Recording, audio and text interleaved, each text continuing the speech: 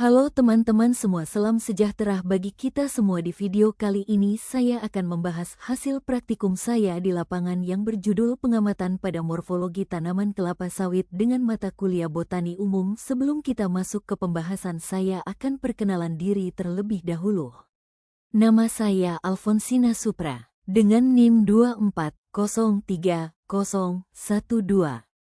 Dosen pengampu, Salmiyati, M.Pd. PhD, Program Studi Teknologi Pasca Panen, Institut Teknologi Perkebunan Pelalawan Indonesia 2024-2025.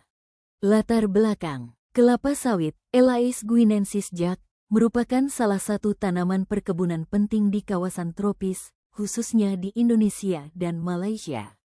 Tanaman ini dikenal sebagai penghasil minyak nabati terbesar di dunia yang banyak dimanfaatkan dalam industri pangan, kosmetik, dan energi terbarukan.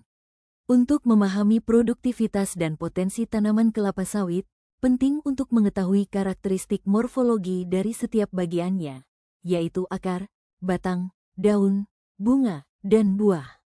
Akar kelapa sawit termasuk dalam sistem akar serabut yang tumbuh menyebar ke segala arah. Akar ini berperan penting dalam menyerap air dan unsur hara dari dalam tanah serta menopang tegaknya batang pohon.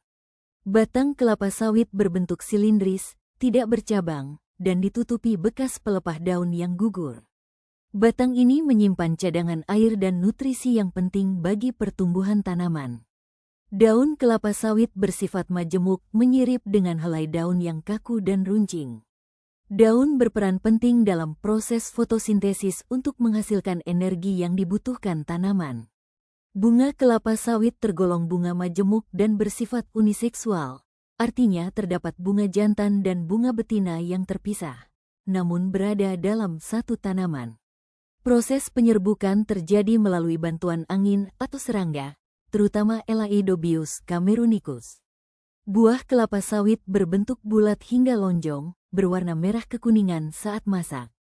Buah ini terdiri dari mesekarp, daging buah, yang mengandung minyak kelapa sawit mentah, CPO, dan biji yang menghasilkan minyak inti sawit, PKO. Dengan memahami struktur morfologi tanaman kelapa sawit, diharapkan dapat meningkatkan pengetahuan tentang cara budidaya, perawatan, hingga pengolahan hasil panen secara optimal.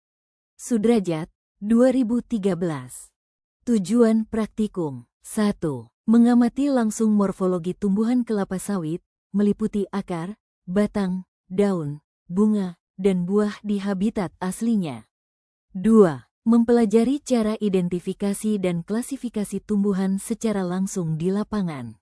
3. Melatih kemampuan observasi dan pencatatan data hasil pengamatan secara sistematis. 4. Mengetahui kondisi lingkungan tempat tumbuhnya tanaman kelapa sawit, seperti jenis tanah, kelembaban, dan faktor pendukung lainnya. 5. Meningkatkan pemahaman tentang proses budidaya dan pemeliharaan tanaman kelapa sawit. 6. Mengaplikasikan teori yang telah dipelajari di kelas ke dalam situasi nyata di lapangan. Alat dan bahan. Alat, buku catatan dan kertas HVS. Alat tulis, pulpen, pensil. Kamera atau HP untuk dokumentasi. Alat pelindung diri, sepatu boots, topi, masker, jas hujan, jika cuaca tidak mendukung. Pisau kecil atau cutter, opsional, untuk memotong bagian tanaman bila diizinkan. Bahan, tanaman kelapa sawit di lapangan sebagai objek pengamatan. Formulir data pengamatan, lembar isian morfologi tanaman. Cara kerja. 1. Menuju lokasi perkebunan kelapa sawit. 2. Menerima pengarahan dari pembimbing tentang pengamatan yang akan dilakukan. 3. Melakukan pengamatan langsung terhadap bagian-bagian tanaman kelapa sawit, pucuk, daun, pelepah, bunga, buah, batang, dan akar. 4. Mencatat hasil pengamatan ke dalam buku catatan atau formulir observasi. 5. Mendokumentasikan bagian tanaman yang diamati dengan kamera atau HP. 6. Mengecek kembali hasil catatan dan dokumentasi. 7. Kembali ke kampus untuk menyusun laporan hasil praktikum.